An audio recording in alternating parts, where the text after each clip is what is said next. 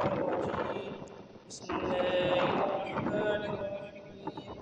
بخاری شریف کی 65 حدیث اور کتاب العلم کی 7ویں حدیث ہے قال حدثنا محمد بن مقاتل ابو الحسن قال اخبرنا عبد الله قال اخبرنا شعبة عن قتادة عن انس بن مالك قال كتب النبي صلى الله عليه وسلم كتابا لو اراد ان يكتب فقيل له انه لا يقرأ الكتاب الا مكتوبا فاتخذ خاتما من فضة نقش محمد رسول الله صلى الله عليه وسلم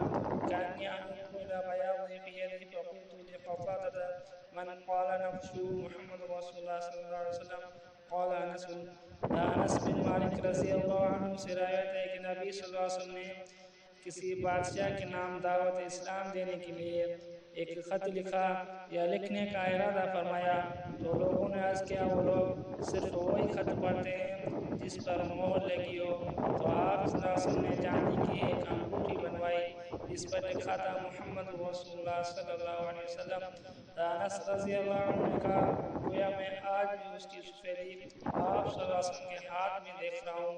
شعبہ نے کہا میں نے قتادہ سے پوچھا کون کہتا ہے کہ اس پر محمد رسول اللہ صلی اللہ علیہ وسلم لکھا تھا؟ انہوں نے کہا انس رضی اللہ تعالی عنہ نے